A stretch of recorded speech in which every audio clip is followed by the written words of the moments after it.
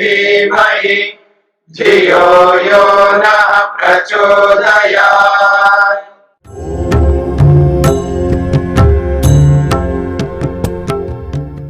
ओम सभी को नमस्ते। ओम का उच्चारण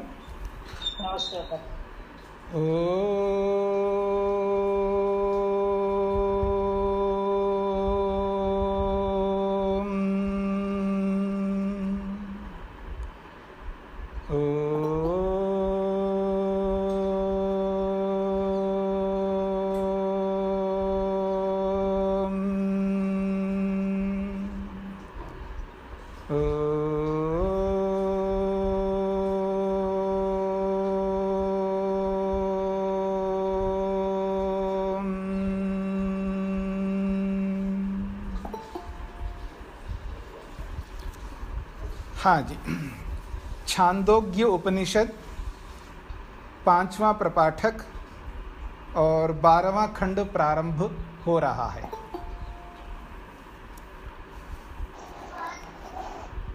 जो पीछे का जो प्रसंग था वो आपके सामने स्पष्ट है। 6 ऋषि राजा अश्वपति के पास वैश्वानर आत्मा परमात्मा को समझने के लिए आए हैं। तो राजा अश्वपति जी ने उनको कहा था कि मैं कल आपको उपदेश करूंगा, और वो कल आ गया। अब तो 12वां खंड से वो कल आ गया है। अब वो राजा अश्वपति उन 6 ऋषियों में से एक एक को पहले प्रश्न से पूछता है कि आप परमात्मा को क्या मान करके उसकी भक्ति उपासना करते हो। वो प्रसंग प्रारंभ हो रहा है। तो राजा अश्वपति जो है वो पूछ रहे हैं, औपमन्यवः कम त्वम आत्मानम उपास्ये इति दिवम एव भगवो राजन इति ह उवाच। तो राजा अश्वपति ने उन 6 ऋषियों में से एक ऋषि, जो प्राचीन शाल बड़े बड़े मकानों वाला जो है, बड़ी बड़ी अट्टालिकों वाला, यानी अच्छे घराने का जो व्यक्ति थे, उनमें से औपमन्यवः, उपमन्यु का पुत्र प्राचीन शाल नामक व्यक्ति से राजा अश्वपति जी प्रश्न करते हैं, औपमन्यव, ए उपमन्यु के पुत्र या उनके वंशज, मैं आपसे पूछना चाहता हूँ कि कम त्वम आत्मानम उपास्ये। वो कहते हैं आप किस स्वरूप वाले या किस गुण वाले, किस शक्ति वाले परमात्मा को मान करके उपासना करते हो। जब आप भी उपासना करते हैं ना परमात्मा की, आप सभी लोग जो भी ध्यान करते हैं, उपासना करते हैं, जप करते हैं, तो परमात्मा के किसी न किसी स्वरूप को सामने रख कर के आप उपासना करते हैं। कोई जब ध्यान करता है तो केवल ओम को ध्यान में रख कर के, केवल ओम को सामने रख कर के उपासना करता है। कोई ओम भू, ओम भुवा, ओम स्वहा को ध्यान में रख कर के, सामने रख कर के उपासना करता है। केवल एक ही भू को लेकर के, कोई सर्वरक्षक शब्द को लेकर के, कोई गायत्री पूरे मंत्र को लेकर के, कोई अलग अलग मंत्र को लेकर के, कोई बहुत सारे मंत्रों के समुदाय, जैसे संध्या के नाम से बहुत सारे मंत्रों को लेकर के भगवान की भक्ति आप में से भी करते हैं। हम लोग सभी इसी प्रकार से करते हैं। तो अगर आप भक्ति करते हैं, ध्यान करते हैं, ईश्वर की उपासना करते हैं, तो ईश्वर की जो उपासना आप करते हैं, तो मैं अगर पूछूं आपसे या आप भी किसी से पूछेंगे तो आप ईश्वर की उपासना कैसे करते हो, ईश्वर के किस गुण को सामने रख कर के आप उपासना करते हो, ईश्वर की किस शक्ति को, ईश्वर के किस स्वभाव को, किन गुण कर्म स्वभावों को सामने रख कर के आप ईश्वर की भक्ति करते हो, यही तो पूछेंगे ना आप लोग। ठीक इसी प्रकार से राजा अश्वपति ने औपमन्यव यानी प्राचीन शाल नामक जो ऋषि थे उनसे प्रश्न कर रहे हैं कि औपमन्यवा, हे उपमन्यु के वंशज, मैं आपसे ये पूछना चाहता हूँ कि कम त्वम आत्मानम उपास्ये। कम का मतलब है किस, त्वम का मतलब है आप या तुम किस आत्मा की उपासना करते हो। अर्थात किस आत्मा की मतलब है अलग अलग आत्मा नहीं है, परमात्मा तो एक ही है। इसका अर्थ है किस गुण को ध्यान में रख करके, किस शक्ति को ध्यान में रख करके आप परमात्मा की उपासना करते हो, ये प्रश्न किया। अब औपमन्यु जो है यानी प्राचीन शाल ने उत्तर दिया, दिवम एव भगवः राजन इति ह उवाच। हे राजन, हे अश्वपति महोदय, हे भगवान, ये भगवन, मैं जो उपासना करता हूँ, दिवम, द्युलोक को मैं अपने समक्ष रख करके, द्युलोक, दिवम का अर्थ होता है यहाँ पर द्युलोक, मैं द्युलोक को सामने रख करके या द्युलोक को ही ईश्वर मान करके उसकी उपासना करता हूँ।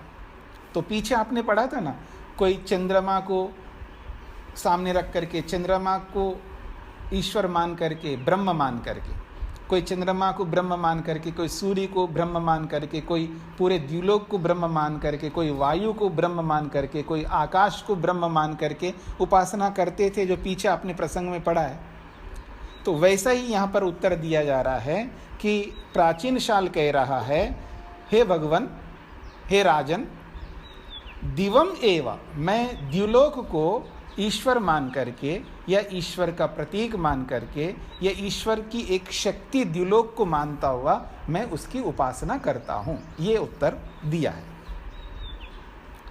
तब राजा कहते हैं, एष वै सुतेजा आत्मा वैश्वानरः यम त्वम आत्मानम उपास्ये।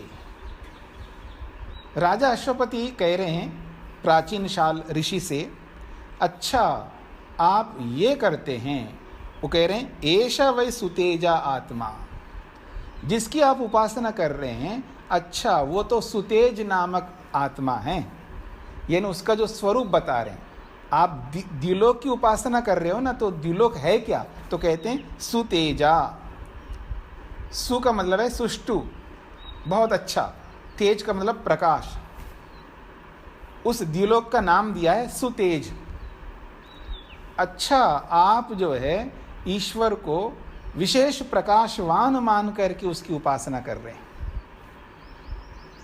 जैसे आप में से कोई ईश्वर की उपासना करते हैं तो ईश्वर को ज्ञान स्वरूप मान करके उपासना करते हैं, तो प्रकाश का अर्थ ज्ञान ही है यहाँ पर। तो वो कहते हैं अच्छा आप सुतेजा आत्मा का, सुतेजा नामक आत्मा जो कि वैश्वानर है उसका नाम है सुतेजा, सुंदर तेज है जिसमें, उसको सुतेजा कहते हैं। तेज का मतलब प्रकाश, जिसके अंदर प्रकाश ही प्रकाश है उसका नाम है सुतेजा। तो आप सुतेजा नामक आत्मा जो कि वैश्वानर है उसकी उपासना आप कर रहे हो, अच्छा ये बात है, ऐसा वो राजा अश्वपति उस ऋषि से कहते हैं।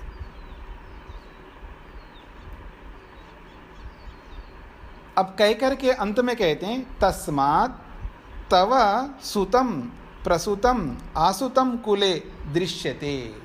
अच्छा आप सुतेजा नामक आत्मा की उपासना करते हो अथवा सुतेज स्वरूप वाले परमात्मा की उपासना करते हो, या मैं ये भी कह सकता हूँ ज्ञान स्वरूप परमात्मा की उपासना करते हो आप, यानी ईश्वर के ज्ञान स्वरूप को सामने रख करके, उसके प्रकाश को सामने रख करके आप उसकी उपासना करते हो ना। इसीलिए मेरे को लग रहा है कि आपके कुल में कुले दृश्यते, आपके कुल में इसलिए ये बात दिखाई दे रहे हैं, आपके कुल में जो है तव कुले, आपके कुल में सुतम सुत दिखाई दे रहा है, प्रसुतम प्रसुत दिखाई दे रहा है, आसुतम आसुत दिखाई दे रहा है।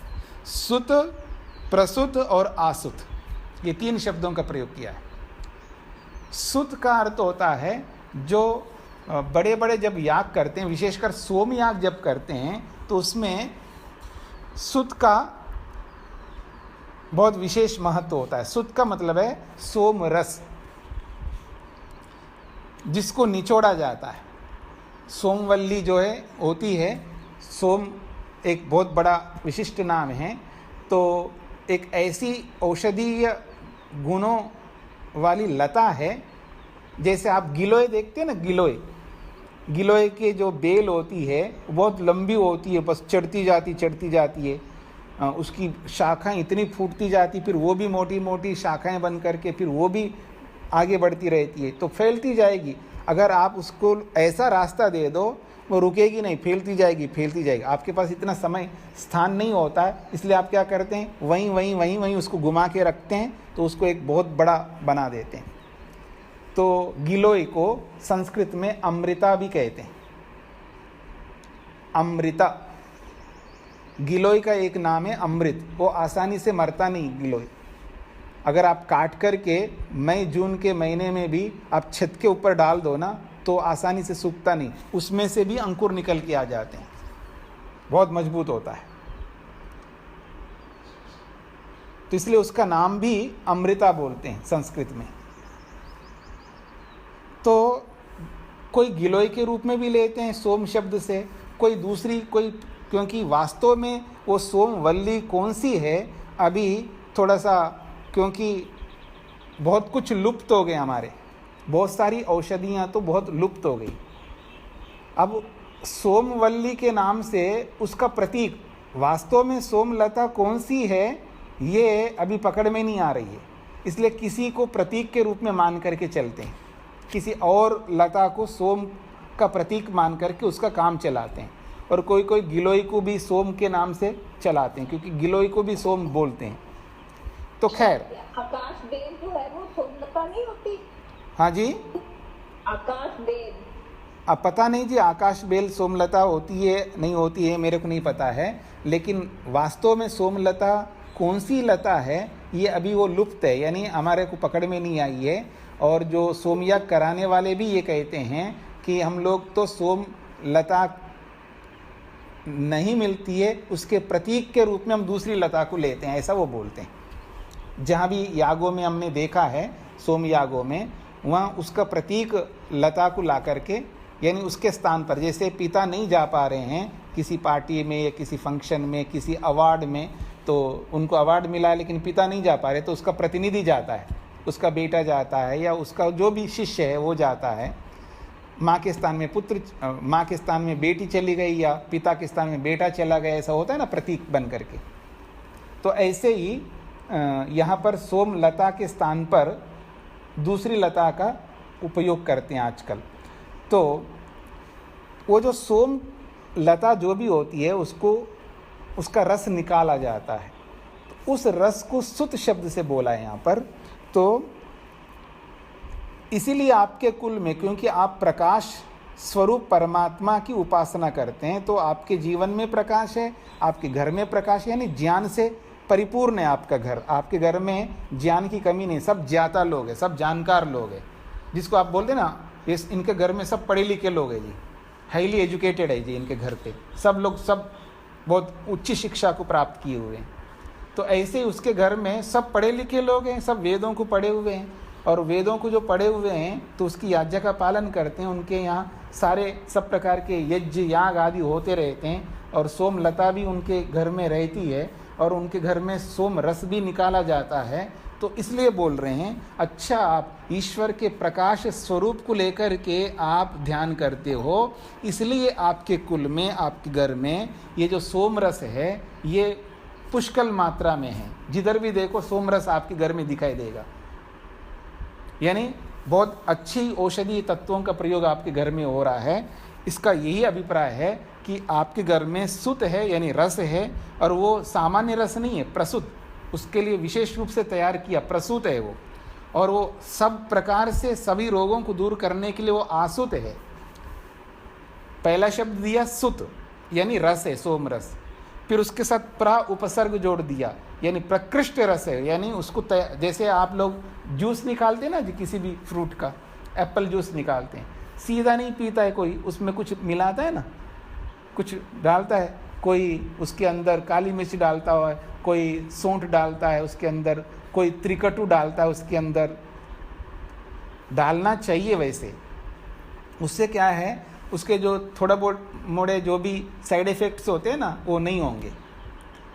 सुबह सुबह केवल फल काट करके केवल फल खा रहे हैं तो फिर वो वायु कर सकता है, वात बढ़ जाएगा। तो उसके लिए क्या करते हैं, उसमें कोई काला नमक मिला देता है, कोई सौंठ मिला देता है, कोई काली मिर्च मिला देता है, अथवा सौंठ, पीपल और काली मिर्च, त्रिकटु कहते हैं इसको, त्रिकटु, 3 कटु पदार्थ हैं, तो उसको मिला करके, या कुछ नहीं है तो केवल सेंधा नमक मिला देता है, ताकि वो वात नहीं होगा, वायु नहीं बढ़ेगी। खाली पेट में केवल फल खा लो आप तो वात बढ़ जाएगा, या केवल खाली पेट में जूस पी लो तो भी वात बढ़ सकता है। तो उसका शमन के लिए फिर उसको वायु ना बढ़े, उसका प्रतिरोधक जो पदार्थ है उसको मिलाया जाता है। तो ऐसे ही जो रस तो निकाला है, अब वो सामान्य रस नहीं हुआ, उसमें कुछ और विशिष्टता दे दी है, इसलिए वो प्रसूत बन गया।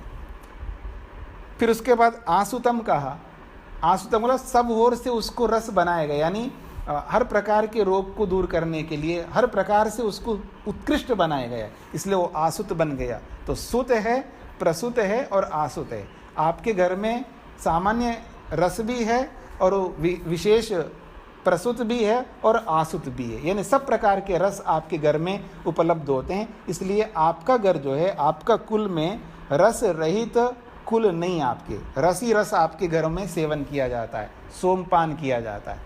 तो सोमपान करना, सोमरस पीना और घर में सोम का होना अपने आप में एक बहुत बड़ा गर्व की बात होती है। जैसे आजकल किसी घर में ओडी गाड़ी है या मर्सिडीज़ है या किसी के पास में BMW है, शान समझता मेरे घर में बड़ी गाड़ी है, मेरा मकान बड़ा है, मेरे पास ये है। कोई अब बड़ा घर है, बड़ी गाड़ियां हैं, तो घर के अंदर भी जो है ना ब्रांडेड चीज़ें रखता है, फिर वो टेबल भी ब्रांड अपना उसका अलग ब्रांड होता है, हर चीज़ ब्रांडेड चीज़ रखता है वो, तो एक शान अपने आप को समझता है। तो पहले यही शान होता था उनके, हमारे घर में जो है हर प्रकार का रस है, हर प्रकार की औषधियाँ हैं, हमारे घर में याग आदि होते हैं, जिस घर में अलग सब प्रकार के याग होते हैं, जिसके घर में सब प्रकार के सोम उपलब्ध होता है, उसका अपना ही एक बहुत बड़ा महत्व होता है।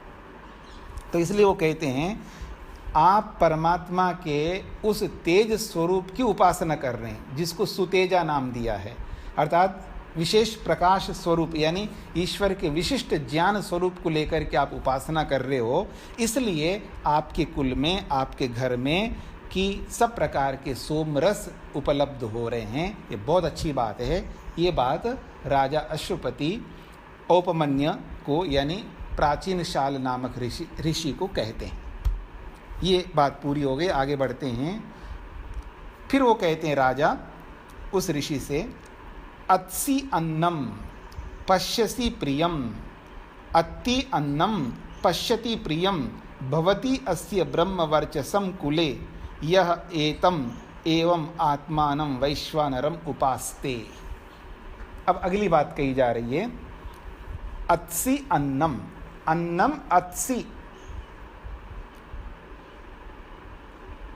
अद धातु का मध्यम पुरुष का एक वचन है,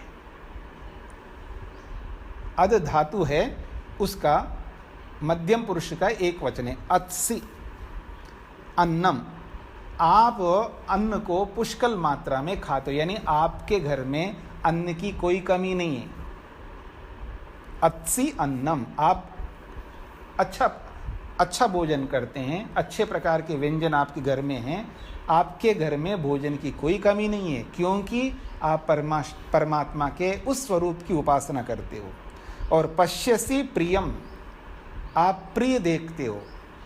एक दृष्टि होती है ना देखने की, आप मेरी ओर देखिएगा, आदमी की जो नज़रिया होती है ना, देखने की जो दृष्टि होती है, एक विशिष्ट होती है।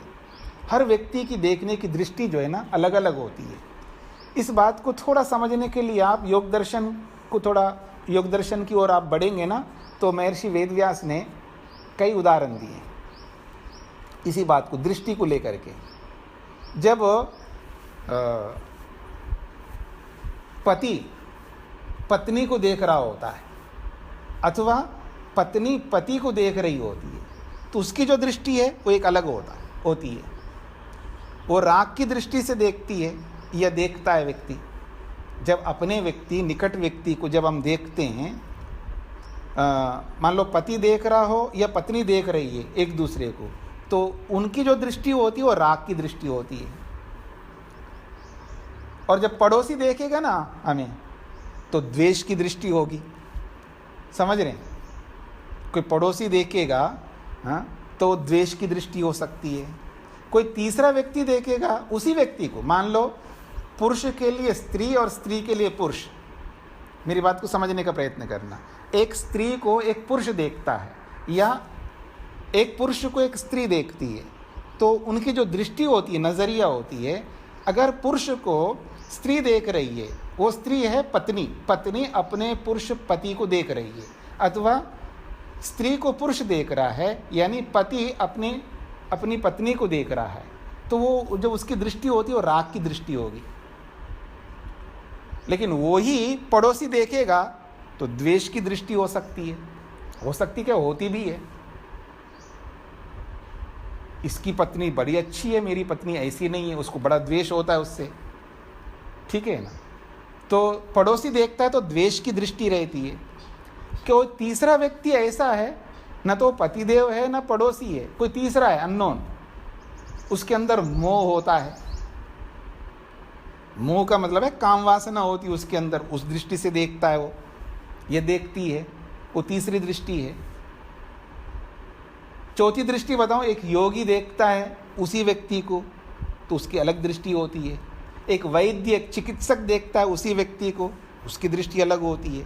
अच्छा, इनके शरीर में तो वात बढ़ा हुआ है लग रहा है, इनके शरीर में तो पित्त बढ़ा हुआ लग रहा है, इनके शरीर में तो कफ बढ़ा हुआ। वैद्य देखेगा तो अलग दृष्टि से देखेगा उस व्यक्ति को, योगी देखेगा तो अलग इनका मन तो बड़ा चंचल है, वो देखते ही समझ में आएगा सामने वाले व्यक्ति का मन के अंदर क्या चल रहा होगा, मतलब इंटरनली क्या सोच रहे होंगे, या इस वर्बली बोल तो कुछ और रहा लेकिन इनके मन में ये है, और शरीर से कुछ क्रिया अलग ही कर रहा है व्यक्ति। तो योगी की अलग दृष्टि होगी। तो योगी जब देखता है तो अलग दृष्टि से, वैद्य देखता है तो अलग दृष्टि से। ठीक है ना? शॉपकीपर जब सामने आने वाले ग्राहक को, कस्टमर को जब देखता है वो अलग दृष्टि से देखेगा। अच्छा, ये मेम साहब तो आजकल हमें ऑर्डर ही नहीं कर रही है। अब वो शॉपकीपर है, वो उस दृष्टि से देखेगा, आजकल इनका कोई आ ही नहीं रहा, ऑर्डर ही नहीं आ रहा है, पता नहीं मंगा ही नहीं रहे हैं, क्या बात है, वो इस दृष्टि से देखेगा। तो हर व्यक्ति अलग अलग दृष्टि से देखेंगे एक दूसरे को। यानी एक व्यक्ति को जो बाकी दुनिया भर के लोग देखेंगे ना, तो जितने लोग होंगे उतनी दृष्टियां बनेंगी।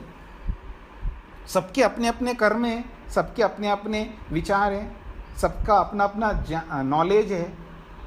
तो हर व्यक्ति जब दूसरे को देखता है तो वो अपनी दृष्टि से देखता है, वो जिस स्थिति में कैसा उसका ज्ञान का स्तर है, कैसे उसके कर्म है, कैसी उसकी भक्ति है, उसी दृष्टि से उसको देखते हैं।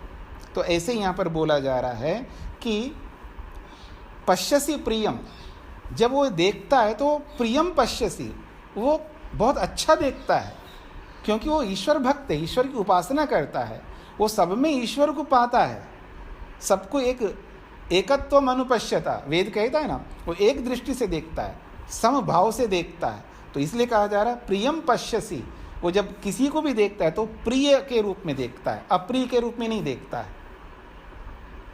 फिर कहा अति अन्नम, अब ये हम सबके लिए बोला जा रहा है। यदि इसी दृष्टि से, जिस दृष्टि से यहाँ पर या जिस गुण को लेकर के प्राचीन शाल नामक ऋषि ने परमात्मा की उपासना की है या वो करते रहे हैं, ऐसे उसी दृष्टि से अगर हम में से कोई भी व्यक्ति परमात्मा की उपासना सुतेजा परमात्मा को मान करके, उसको सुतेजा के रूप में स्वीकार करके, सुतेजा के गुण को सामने रख करके यदि हम में से भी कोई उपासना करेंगे तो अति अन्नम, उसको अन्न की कोई कमी नहीं होगी। प्रियम पश्यति, वो भी, उसकी दृष्टि भी बदल जाएगी, वो गलत दृष्टि उसके मन में आएगी नहीं, वो हमेशा प्रिय के रूप में देखेगा वो। फिर कहा जा रहा है अस्य कुले ब्रह्मवर्चसम भवति, और उसके कुल में ब्रह्मवर्चस होगा, उसके कुल में वेद का ज्ञान, उसके कुल में वेदज्ञ लोगों का आवागमन आना जाना होगा, उसके घर में बड़े बड़े ब्रह्मचारी लोग आएंगे, ब्रह्मचर्य का पालन करने वाले ब्रह्मवेत्ता लोग आएंगे, बड़े बड़े ब्राह्मण लोग आएंगे। तो ब्रह्मवर्चस शब्द का अर्थ जितने भी हो सकते हैं वो सारे के सारे जुड़ जाएंगे यहाँ पर, वो सब उसके कुल में प्राप्त होंगे। तो इसलिए कहा जा रहा है अस्य कुले ब्रह्मवर्चसम भवति, उसके कुल में ब्रह्मवर्चस की प्राप्ति होगी। यह एतम एवं आत्मानं वैश्वानरम उपास्ते, यह जो कोई भी व्यक्ति एतम इस परमात्मा को, किस परमात्मा को, किस आत्मा को, वैश्वानरम इस वैश्वानर नामक आत्मा को इस रूप में, किस रूप में, सुतेजा के रूप में, दिवम के रूप में उसकी उपासना करें तो उसके जीवन में भी अन्न की कमी नहीं रहेगी और उसकी दृष्टि बहुत अच्छी बनेगी, प्रिय दृष्टि बनेगी, उसके कुल में ब्रह्मवर्चस की कोई कमी नहीं रहेगी। ये बात कही है। फिर अश्वपति कह रहे हैं मूर्धा तु एष आत्मनः इति ह उवाच। फिर पहले तो प्रशंसा की है, अच्छी बात कही है, अब कमी बता रहे हैं। आप उपासना कर रहे हो, उसका लाभ भी बता दिया, प्रशंसा भी की है, जो अच्छा गुण है वो तो बता दिया, अब कमी बता रहे हैं। लेकिन हे प्राचीन शाल, हे ऋषि, मूर्धा तो ऐसा आत्मना, ये तो परमात्मा का एक अंश है, एक भाग है। ये तो मानो शरीर में जैसे सिर होता है ना, मूर्धा का मतलब सिर, तो ये तो शरीर तो बहुत बड़ा है, इस पूरे शरीर में एक भाग है, एक अंग है। तो कह रहे हैं ये तो मूर्धा के समान है। जिस परमात्मा के जिस गुण को लेकर के आप उपासना कर रहे हो, तो ये तो एक मूर्धा यानी एक सिर जैसा है आत्मा का, यानी परमात्मा का। ये तो केवल मूर्धा मात्र है, बाकी दड़ पूरा है, उसकी भी तो उपासना आपको करनी है।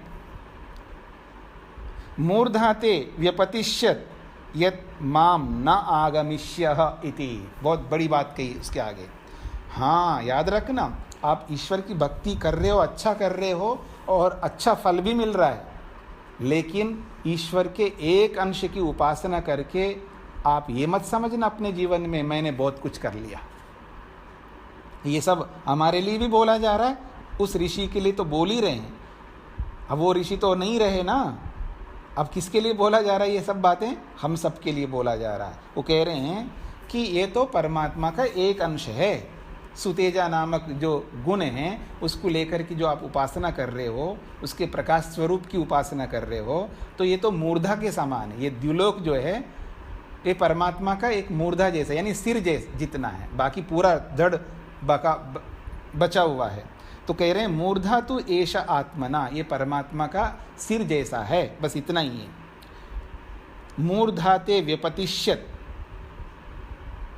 यत माम न आगमिष्यः इति, आप बस इतनी उपासना करके आप अपने आप को धन्य मान लेते और आप मेरे पास नहीं आते तो आपका गर्दन टूट करके नीचे गिर जाता, अर्थात आप अपना सिर नीचा करना पड़ता आपको। यदि ब्रह्मवेत्ता लोगों के बीच में आप जाएं और आप केवल इतने ही परमात्मा के एक अंश की उपासना कर ले और अपने आप को महान समझने लगे और फिर विद्वानों के बीच में अगर बैठते और आपकी बेइज्जती होती तो क्या होगा? मेरी ओर देखिएगा, तो आप क्या करेंगे? सिर नीचे करेंगे। ऐसे करोगे ना आदमी, जब आदमी त्रुटि करता है तो आंख में आंख मिला करके नहीं देखता वो व्यक्ति। जब त्रुटि करता है ना व्यक्ति, किसी का भी दोष पकड़ में आ जाए ना, चारों ओर से वो चुंगल में फंस जाए, अब वो सीधा नहीं देखता, वो सिर नीचे करेगा। तो मूर्धाते व्यपतिष्यत का मतलब है आपका गर्दन टूट के नीचे गिर जाता, अर्थात आपको सिर नीचा करना पड़ेगा। अगर आप मेरे पास सीखने के लिए नहीं आते तो आपका सिर नीचे झुका करके चलना पड़ता आपको। ये अच्छा हुआ है आप मेरे पास आए हो, अब आपको सिर नीचा करने का अवसर नहीं आएगा, क्योंकि मैं सिखाने के लिए तो बोल रहा हूँ आपको। ये इसका अभिप्राय है। अब ये सारा का सारा संदेश हम सबके लिए ये है। हम ईश्वर के एक दो गुणों को लेकर के उपासना कर लेते हैं और उसी में मग्न रहते हैं और हम अपने आप को समझ लेते हैं कि मैं भगवान की भक्ति कर रहा हूँ, बहुत अच्छा चल रहा है, मेरा जीवन धन्य है जी, मैं बहुत अच्छा काम करता हूँ, ऐसा मान लेते हैं। तो ईश्वर के एकाध गुण को लेकर के या 2-4 गुणों को या 10-20 गुणों को या कुछ बहुत मतलब 50-100 गुणों को लेकर के हम उपासना कर लें, इतने से काम नहीं चलेगा। बहुत सारे ईश्वर के तो अनंत गुण हैं। इसका यह अभिप्राय कि हम अनंत गुणों को ध्यान में रख कर के उपासना करेंगे, लेकिन हमारे जीवन के लिए जो आवश्यक है गुण ईश्वर के, उन सारे गुणों को लेकर के हम उपासना नहीं करते। ये हमारी सबसे बड़ी कमी है। धैर्य की कमी नहीं है, धैर्य की कमी है। और ईश्वर के धैर्य स्वरूप को लेकर के हम कभी ध्यान ही नहीं करते।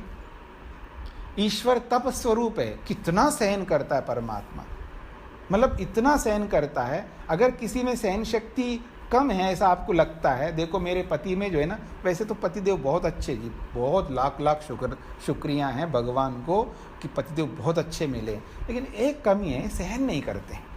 ऐसे बोलते हैं ना, मेरी पत्नी बहुत अच्छी है जी, बहुत ही मेरे अनुकूल चलती है, इसके बिना तो मैं यहाँ तक पहुँच ही नहीं सकता। सब बातें हैं, लेकिन थोड़ा गिचगिच करती रहती है, मतलब बहुत ज़्यादा बोलती है, मतलब कोई ना कोई एक कमी दिखाएगा व्यक्ति। ऐसा होता नहीं होता है। तो कहने का अभिप्राय ये है, जब हमको लग रहा है कि हमारे में कमियां हैं, किसी में ज़्यादा बोलने की कमी है, किसी को तपस्या नहीं करता, कोई सहन ही नहीं करता है, धैर्य नहीं किसी के अंदर उतावलापन है, किसी के अंदर कोई गुण कोई दोष है, तो ये सारे दोषों को हमें मिटाना है ना, तभी तो हम वहाँ तक पहुँचेंगे। तो ईश्वर के उन सारे गुणों को अपनाना होगा जो हमारे लिए अनिवार्य है, जो मेरे जीवन को आगे पहुंचाने के लिए सहायक हैं, जिन गुणों के बिना मैं वहाँ तक नहीं पहुँच सकता, मुक्ति तक नहीं पहुँच पाऊँगा, मुक्ति में प्रवेश नहीं कर पाऊँगा, जिन गुणों के बिना। धैर्य चाहिए, तपस्या चाहिए, सहन शक्ति चाहिए, और बहुत सारे ऐसे गुण चाहिए जो हमारे में किसी में कम हो सकती है, किसी में नहीं हो सकती है। तो उन सब बातों को ध्यान में रख कर के ये सारी बातें चलाई जा रही है कि आप ईश्वर के एक गुण को लेकर के चल रहे हो, बहुत अच्छी बात है, आपकी इसलिए सारी उपलब्धियां आपको मिल रही, लेकिन ये तो ईश्वर का एक छोटा सा अंश है, उनके सिर जैसा है बस, बाकी पूरा धड़ बचा हुआ है। उसके लिए क्या करोगे? अगर आप मेरे पास नहीं आते तो आपका तो सिर झुका ही रहता। ये अच्छा हो गया आप मेरे पास आए हो, अब आपको सिर झुकाना नहीं पड़ेगा, मैं आपको वो सारी विद्या बता दूंगा और वो सारी शक्तियों या सारे गुणों को लेकर के जो आपके लिए आवश्यक है उन सब का मैं उपदेश करूंगा। ये राजा अश्वपति का भाव है, इसके पीछे छुपा हुआ है। कोई यहाँ गर्व की बात नहीं, कोई अहंकार की बात नहीं है। ये नहीं कहना चाह रहे हैं कि आप तो एक ही गुण को लेकर के करते हो, ये तो अगर आप मेरे पास नहीं आओगे तो आपको सिर झुकाना पड़ेगा, ऐसा कह कर के उनको कोई अवहेलना नहीं करना चाहते, उनको हतोत्साहित नहीं करना चाहते। वो ये कहना चाहते हैं अच्छा हो गया आप मेरे पास आए हो और ईश्वर के बहुत सारे स्वरूपों को आपको अपनाना चाहिए, ये तो बहुत संक्षेप स्वरूप आप अपना रहे हो, इसलिए आपको आगे और बहुत आगे बढ़ना है। ये इसके पीछे मुख्य बात है। तो एक अंश को लेकर के आप उपासना कर रहे हो, ईश्वर के बहुत सारे अंश हैं, उन सबको लेकर के हमें उपासना करनी चाहिए, ये इसका मूल उद्देश्य है। तो हम आगे बढ़ते हैं। अतः उवाच सत्ययज्ञं पौलुषिं प्राचीन योग्यं कम त्वम आत्मानम उपास्य इति। वो कहते हैं अथा, अब प्राचीन शाल नामक व्यक्ति को बोलने के बाद, उनको उपदेश करने के बाद में दूसरे ऋषि को संबोधित करते हुए राजा कहते हैं अथा, इसके पश्चात निश्चित रूप से उवाचा, वो कहते हैं किससे? सत्ययज्ञम, सत्ययज्ञ नामक जो ऋषि थे उनसे वो कहते हैं, जो कि पौलुषिम, पुलुष नामक व्यक्ति का पुत्र या उसके वंशज हैं। और ये सत्ययज्ञ कैसा है? प्राचीन योग्य, ये इन सब में अवस्था की दृष्टि से बड़े हैं, तो इसलिए वयोवृद्ध थे, यानी इन सब में अवस्था की दृष्टि से भी हो सकते हैं, ये ज्ञान की दृष्टि से भी हो सकते हैं। कोई ज्ञान वृद्ध होता है, कोई वयोवृद्ध होता है, कोई कर्म वृद्ध होता है, कोई भक्ति युद्ध वृद्ध होता है। ज्ञान से बड़ा, कर्म से बड़ा, भक्ति से बड़ा, मुख्य रूप से ये तीन है। बाकी और भी आप इसको विस्तार कर सकते हैं अपनी अपनी योग्यताओं की दृष्टि से, लेकिन मुख्य रूप से ये कोई वयोवृद्ध होता है, मतलब अवस्था की दृष्टि से बड़ा है। कोई ज्ञान वृद्ध होता है, ज्ञान में बड़ा है, अवस्था तो कम है लेकिन ज्ञान में बड़ा है, तो उसको ज्ञान वृद्ध कहते हैं। अवस्था तो कम है लेकिन कर्मों में बहुत ज़्यादा कर्म कर लिया है। कोई ज़रूरी नहीं है कोई 90 साल का है तो उसने ज़्यादा कर्म कर लिया हो, ये 20 साल का भी हो सकता है लेकिन उस 90 साल से भी बहुत ज़्यादा कर्म कर सकता है, तो कर्म वृद्ध, उसको कर्मों में बहुत बड़े हैं आदमी। यह भक्ति वृद्ध है, तो अवस्था बहुत कम है लेकिन उन्होंने भक्ति बहुत की है, तो उसको भक्ति वृद्ध कहेंगे उसको। तो ये तीनों में वृद्ध हो सकते हैं या अवस्था में भी वृद्ध हो सकते हैं, इसलिए कहा प्राचीन योग्य। हे वृद्ध, आप ज्ञान में वृद्ध हो या आप अवस्था में वृद्ध हो, और मैं आपसे पूछना चाहता हूँ, आप परमात्मा के किस गुण को लेकर के उपासना करते हो? कम त्वम आत्मानम उपास्ये। कम का मतलब है किस गुण को, आत्मा के किस गुण को लेकर के आप उपासना करते हो, ये प्रश्न किया। आदित्यम एव भगवः राजन इति ह उवाच।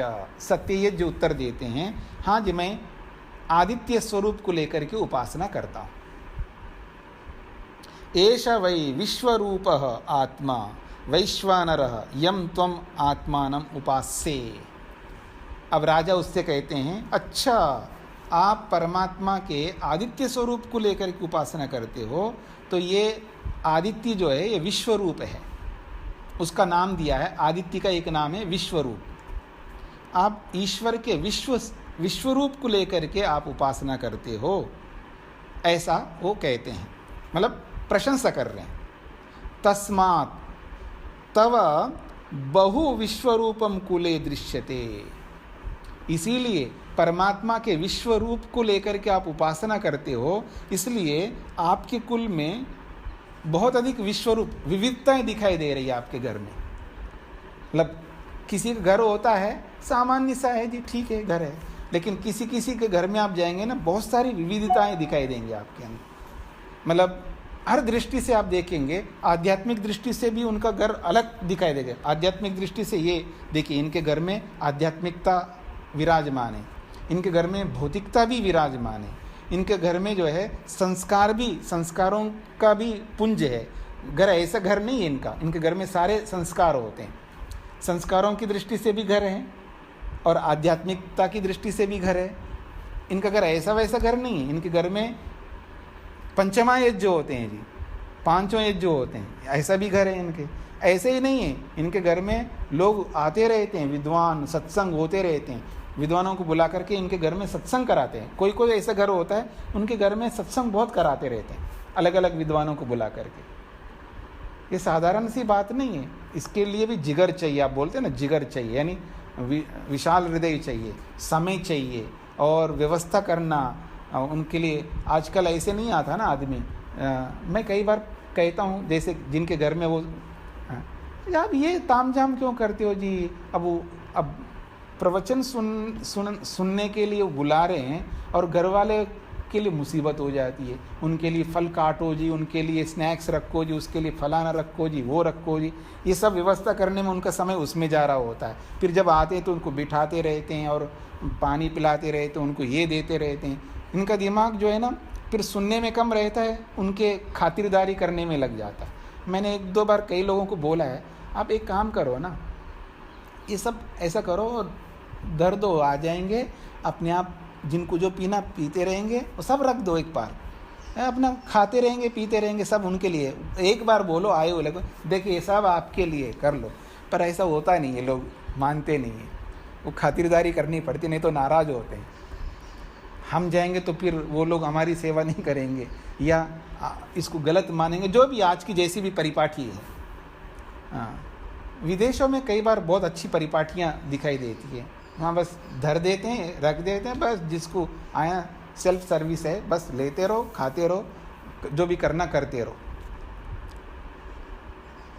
कहने का अभिप्राय है ये सारा इंतजाम करना पड़ता है, तब जाकर के फिर लोग आते हैं।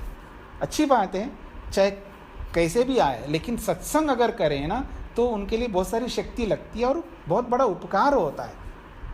इसमें केवल पैसा खर्च होता है, इसलिए इसमें टाइम लगता है, इसलिए आदमी कतराता है ना, कई लोग इसलिए कतराते हैं जी इसमें खर्चा भी, हम खर्चा नहीं कर पाएंगे, इसमें बहुत समय जाता है, फिर लोगों को बोलना पड़ता है, केवल इन्फॉर्म करने से नहीं काम हो, एक को फ़ोन करना पड़ता है, फिर आ रहे हो नहीं आ रहे हो ये भी पूछना पड़ता है, मतलब बहुत कुछ करना पड़ता है, इसलिए आदमी कतराता है इन कामों से। लेकिन जब जिसका हृदय विशाल हो ना, परवाह नहीं करता वो, न पैसे का और न समय का, वो यही परवाह करता है कि बस मेरे से पुण्य होना चाहिए, मेरे से कर्म होना चाहिए, अच्छा कर्म होना चाहिए, वो ये देखता है।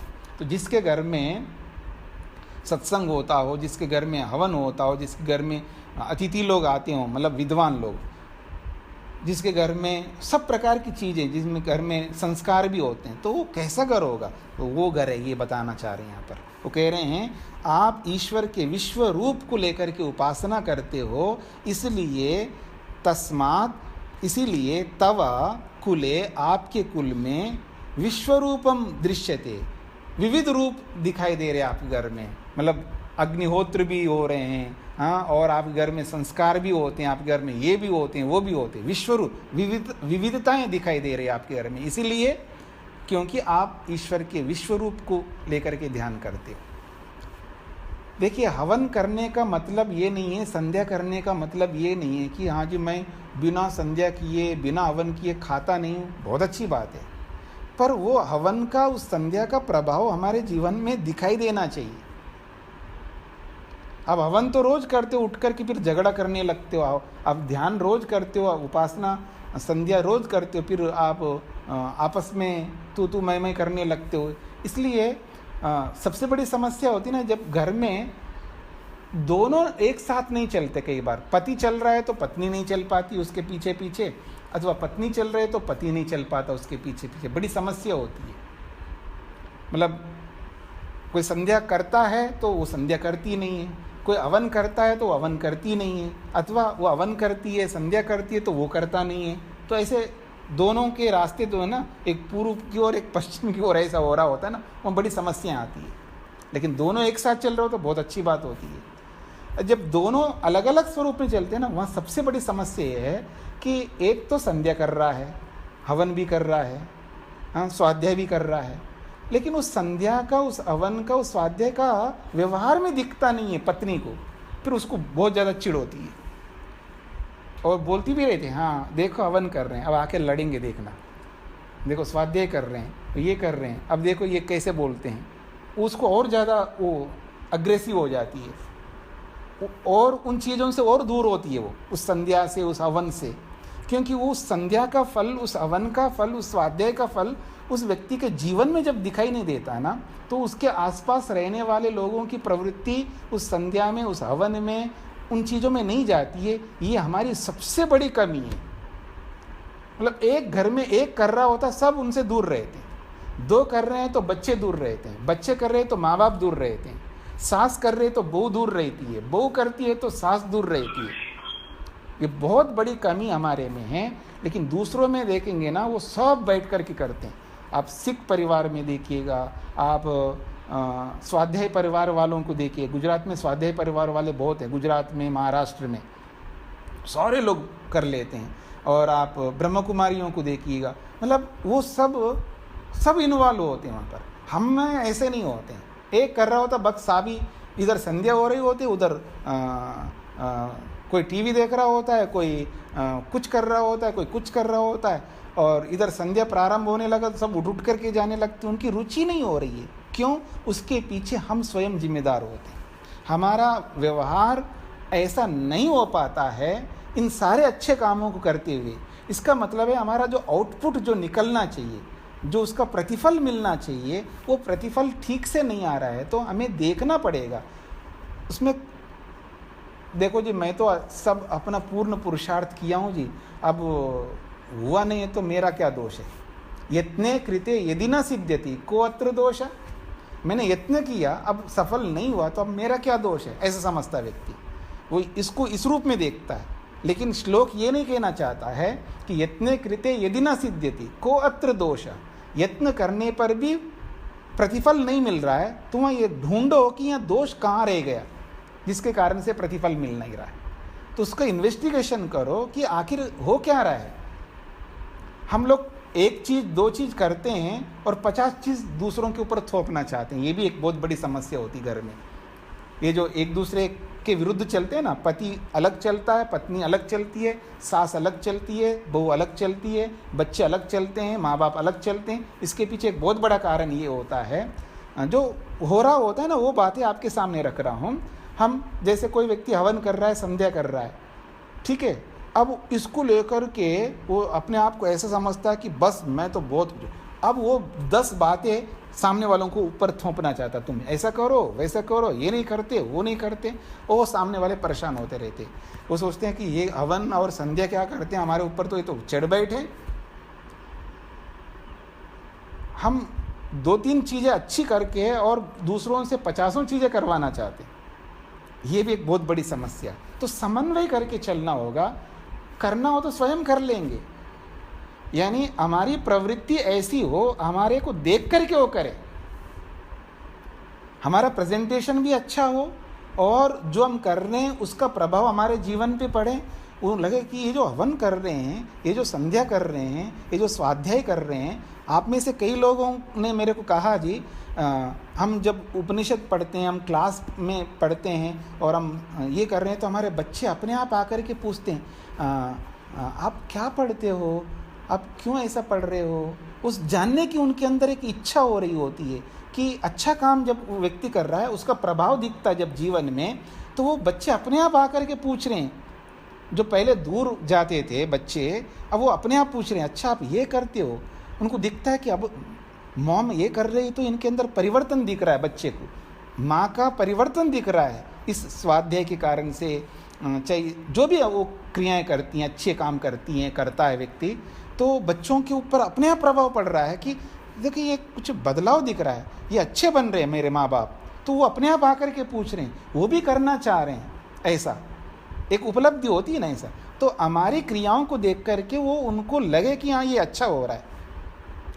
तो हमारा उद्देश्य यही है ना कि जैसे हम लोग जिन अच्छे कामों को कर रहे हैं, तो हमारे बच्चे या हमारे पति या हमारी पत्नी या जो भी हमारे निकट के लोग हैं, वो भी ऐसा करें। अगर हम ऐसा चाहते हैं तो उनको बोल करके नहीं करवाना है, क्रिया से करवाना है।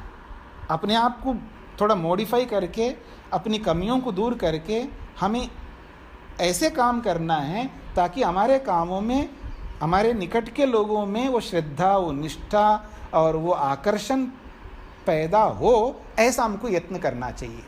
थोड़ा अपने आप को भी बदलना चाहिए, अपने सिस्टम को बदलना चाहिए, अपनी क्रियाओं को एक, जिसको आप बोलते हैं ना, वैज्ञानिक दृष्टि से, मतलब हर क्रिया को आप वैज्ञानिक दृष्टि अर्थात समझपूर्वक, ज्ञानपूर्वक आप जो करते हो उसको आप समझा सके, उसको कन्विंस कर सके। चाहे बेटा हो, बेटी हो, या पोता हो, पोती हो, सास हो या बहू हो या पति हो या पत्नी हो, जो भी हमारे निकट के आप जो भी करते हो वो अच्छे करते हो, करना चाहिए।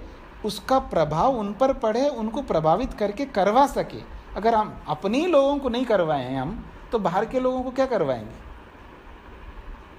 तो इस दृष्टिकोण से हमको चलना चाहिए। तो यही बातें यहाँ पर बताई जा रही है कि आप ईश्वर के जिस गुण को लेकर के आप उपासना कर रहे हो, ईश्वर का वो विश्व रूप है, यानी विविध रूप है ईश्वर के अंदर। वो ऐसा गुण है आदित्य। आप देखेंगे ना, आदित्य में विविध रूप क्या है जी, 7 कलर्स होते हैं ना। अब रेनबो जब होता है उसमें आप देखेंगे 7 कलर हैं, तो विविध रूप है ना। प्रकाश तो प्रकाश है सारा, लेकिन प्रकाश में ही अंतर दिखाई दे रहा है, यानी अलग अलग प्रकाश है, यानी अलग अलग ज्ञान है। तो ईश्वर के जिस गुण को, जिस आदित्य स्वरूप को लेकर के आप उपासना कर रहे हो, तो हमारे जीवन में ज्ञान, अलग अलग प्रकार का ज्ञान हमारे जीवन में बढ़ना चाहिए। यानी अलग अलग विषयों से संबंधित हमको जानकारी होनी चाहिए, चाहे ईश्वर से संबंधित हो, चाहे अपने आप से संबंधित हो, थोड़ा बहुत समाज से संबंधित भी हो।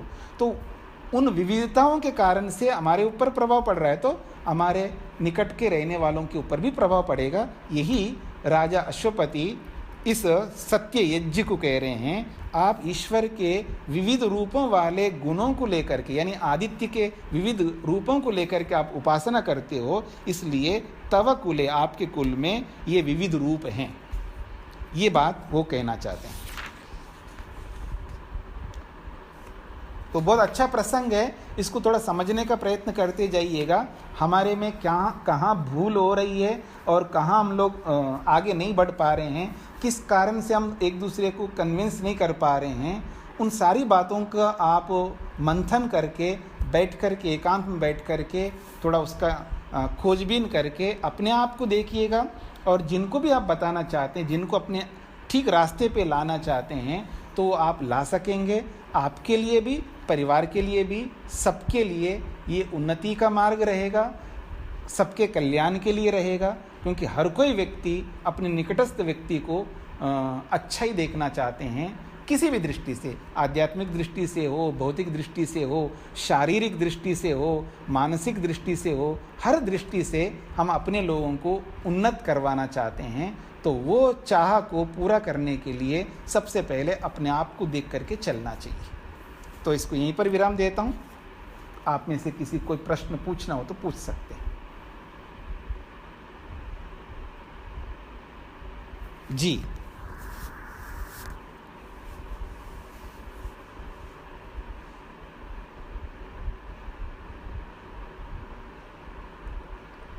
अच्छा, नमस्ते स्वामी जी। हाँ जी, नमस्ते जी। तो फैमिली में आपकी आवाज़ नहीं आ रही मेरे पास। नेटवर्क में कोई प्रॉब्लम हो सकता है। हाँ, जब तक उनकी बात सामने नहीं आए तब दूसरे लोग पूछ सकते हैं।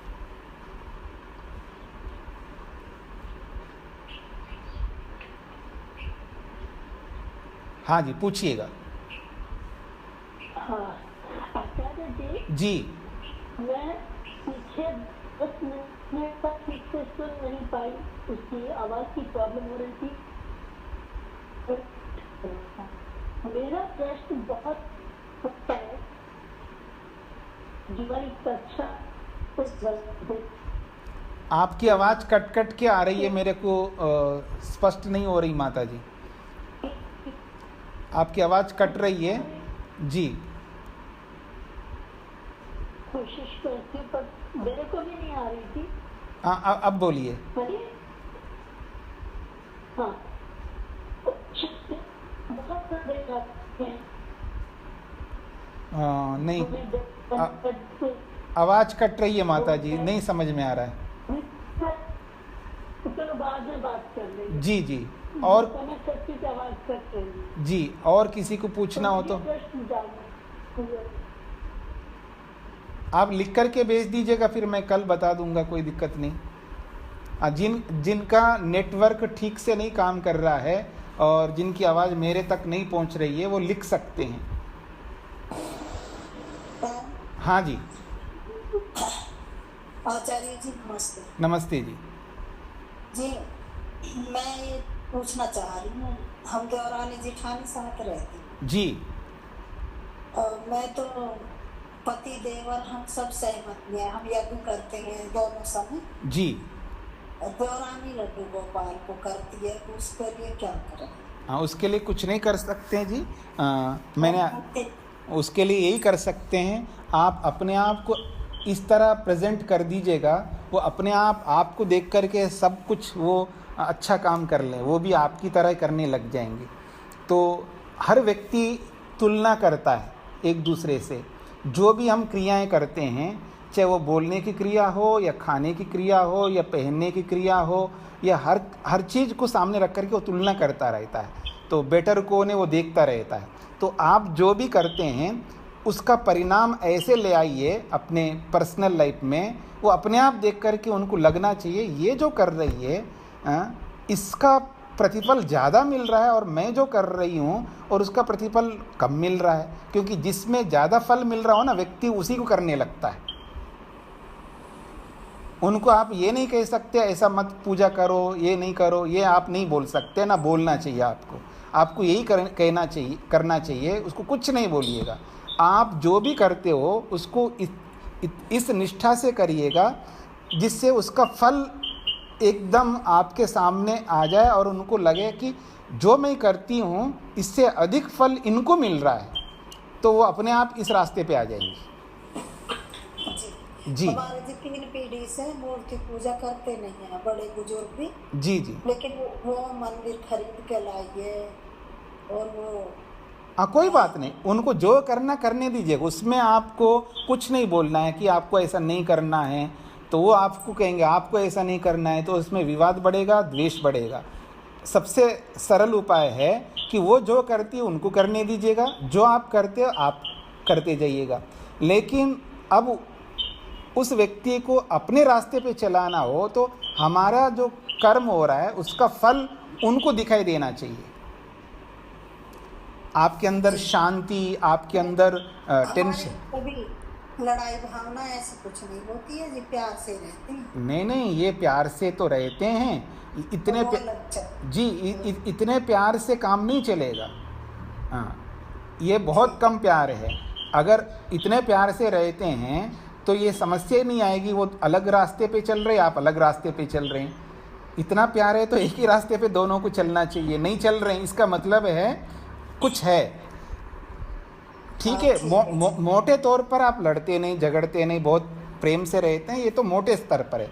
हम तो मैक्रो होकर के सूक्ष्मता से देख रहे हैं ना, क्योंकि हाँ जी, अंदर से आपका मंतव्य अलग है, उनका मंतव्य अलग है, उनका ईश्वर अलग है, आपका ईश्वर अलग है, तो अलग हो गए ना। इसका मतलब है दोनों पूर्व पश्चिम में चल रहे हैं।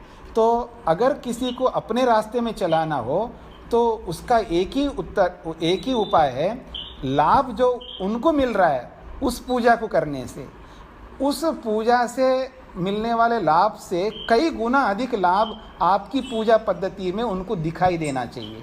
तब वो अनायास वो अपनी ओर आप वो खींच के आएंगे।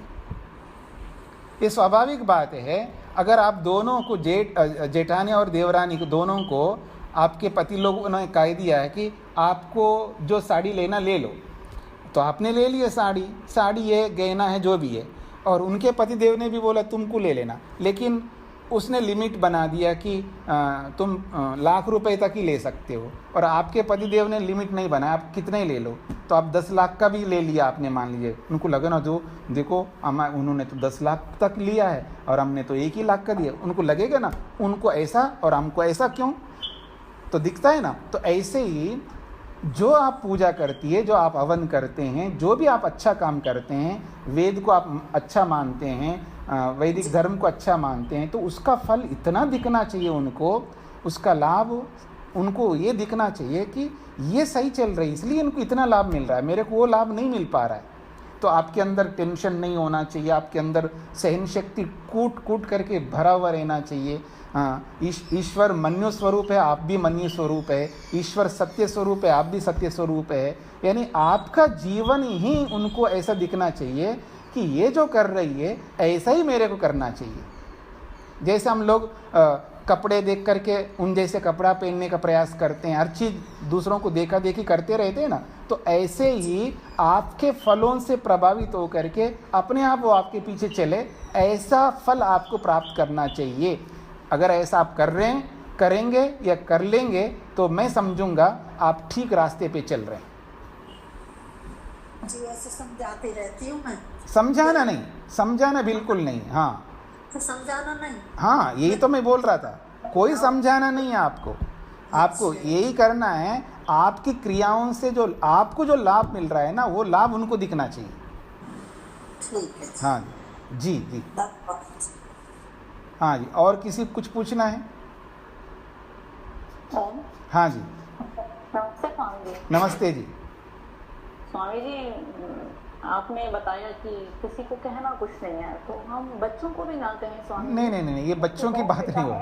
जैसे बहू बेटा है, मूर्ति पूजा तो नहीं है, मानते तो यही वैदिक धर्म को ही है जी, लेकिन जब यज्ञ के लिए कहा जाता है रोज बैठा करो, तो वो फिर इग्नोर करते हैं स्वामी जी, फिर मैं ज्यादा दबाव नहीं डालती। तो क्या- बिल्कुल वो इग्नोर करेंगे, क्योंकि हमारे यज्ञ उनके अकॉर्डिंग नहीं है, उनको आकर्षित करने वाला यज्ञ नहीं है हमारा। हम जो यज्ञ करते हैं उनको आकर्षित नहीं कर पाता है। आप एक बात समझने का प्रयत्न करिए, आप नहीं, सभी लोगों के लिए मैं बोल रहा हूँ। कोई एक माता किसी को स्थापित करती है अपने घर में, जैसे आजकल टीवी में सीरियलों में बहुत सारा ये चल रहा है ना, माता को हम माता लाए हैं जी, हम फलाना ये लाए हैं जी, ऐसे बहुत सारी चीज़ें चलती हैं। एक को देख के दूसरे भी, दूसरे को देख के तीसरे भी, तीसरे को देख के चौथे भी, मतलब एक एक को देख देख करके सब लोग ऐसे करने लगते हैं। यानी वो प्रभावित करता है।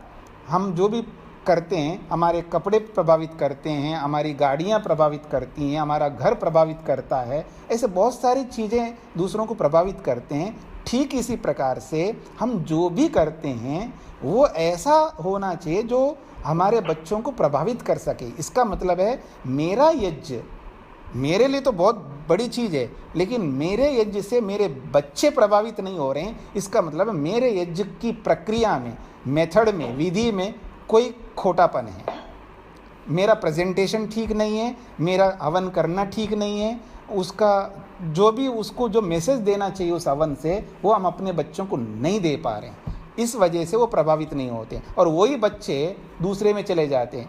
मतलब कोई राधा स्वामी में जा रहा है, कोई किसी में जा रहा है, कोई किसी में जा रहा है, कोई ब्रह्म कुमारी में जा रहा है, वो प्रभावित कर लेते हैं हमारे बच्चों को, क्योंकि उनकी क्रियाएं कुछ ऐसी होती हैं, उनके व्यवहार ऐसा होता है, उनकी बातचीत ऐसी होती है कि एक बाह्य स्वरूप इतना अच्छा होता है, प्रेजेंटेशन उनका इतना अच्छा होता है, वो गलत होते हुए भी, गलत रास्ता होते हुए भी उनका प्रेजेंटेशन अच्छा होता है, उनके मोटे मोटे फल एकदम दिखाई देते हैं, इसलिए वो उस ओर रवाना हो जाते हैं। इसका मतलब है अन्य मत मतांतरों को तो रुचि नहीं है। वो मैं समझ रहा हूँ, मैं एक आम बात बता रहा हूँ, वो अवन नहीं कर पा रहे हैं आपके बच्चे, इसका मतलब है हमारी अवन विधि में, हमारे मेथड में, हमारे प्रेजेंटेशन में बहुत सारी कमियां हैं, इसलिए उनको हम प्रभावित नहीं कर पा रहे हैं अपने बच्चों को।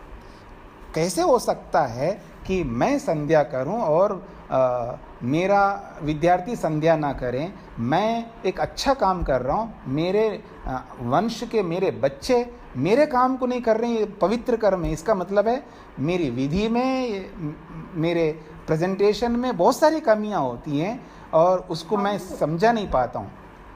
स्वामी जी, ये एक फैक्टर हो सकता है कि जब बच्चे पैदा होने वाले थे या हम बड़े व्यस्त थे धन कमाने में, अपनी लाइफ को सेट करने में, तब हमारी रुचि उतनी नहीं थी इधर। जी जी, शायद क्यों पर इसलिए इस तरह का प्रभाव नहीं रहता, और अब हमारी है तो हम ये चाहते हैं कि ये भी करें, तो फिर बच्चे ये बिल्कुल ठीक बात है, वो भी एक कारण है। लेकिन ऐसी स्थिति में भी हम सालों तक दूसरी चीज़ों में लगे रहें, आज हमको समझ में, हम तो इस ओर तुरंत मुड़ गए, लेकिन वो नहीं मुड़ पा रहे हैं, ऐसा एक बहुत बड़ा कारण है। ये आपके साथ में नहीं, बहुत सारे घरों के जो लोग नहीं बोल रहे हैं ना, उनके घरों में भी ऐसी स्थितियां जो वो नहीं बोल पा रहे हैं। लेकिन ऐसी स्थिति में भी उनको अपनी ओर मोड़ सकते हैं। अभी आपके इस क्लास में कई लोग पढ़ रहे हैं, मैं उनको जानता हूं, उनके बच्चे बिल्कुल इसमें प्रवृत्त नहीं हो रहे थे, लेकिन उन्होंने अपने आप को ऐसा बना दिया है, अब उनके बच्चे आकर के पूछ रहे हैं कि हम लोग भी ये करना चाहते हैं। तो हमारे में बहुत सारी कमियां होती हैं जो हमें भी नहीं पता लग रहा होता है। हम कोई जानबूझ करके गलतियां कर रहे हैं ये नहीं कहना चाहता हूं, लेकिन अनजाने में हम बहुत सारी गलतियां करते हैं। अच्छा काम करते हुए भी उसके पीछे बहुत सारी गलतियां होती हैं। अगर उनको हम हटाते रहें और समझ लें और अच्छी तरह उसको प्रेजेंट करें, तो निश्चित रूप से कोई भी बुद्धिमान दुनिया का ऐसा नहीं है कि हमारी अच्छी चीज़ को, आकर्षक चीज़ को, हमारे प्रेजेंटेशन को, लाभदायक हमारी क्रिया को कोई एक्सेप्ट ना करे, स्वीकार ना करे।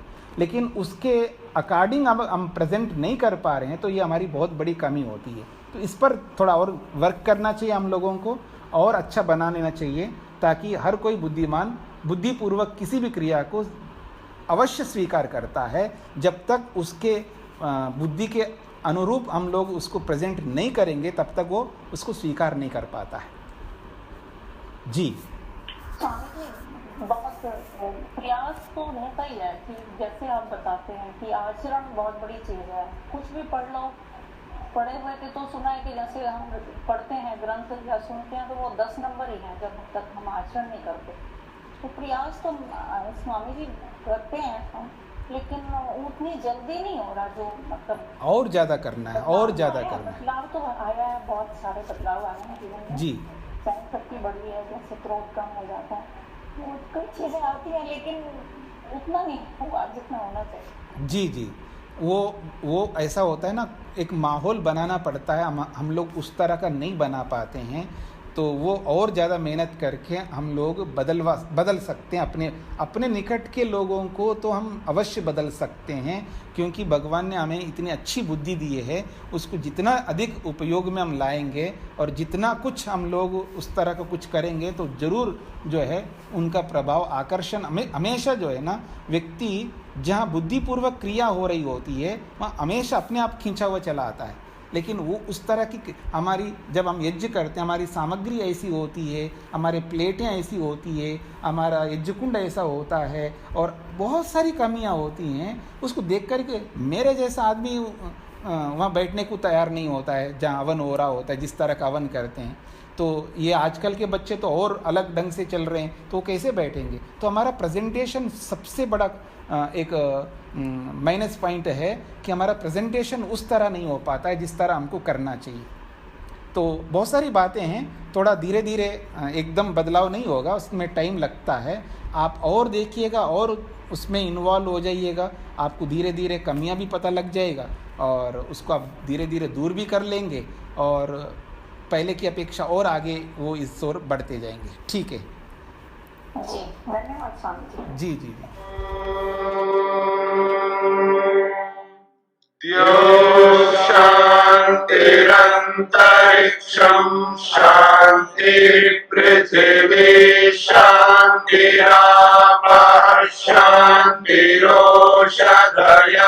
शान्तिः वनस्पतयः शान्तिर्विश्वे देवाः शान्तिर्ब्रह्म शान्ति सर्वं शान्ति शान्तिरेव शान्ति क्षमा शान्तिरेधि ॐ शान्ति शान्ति।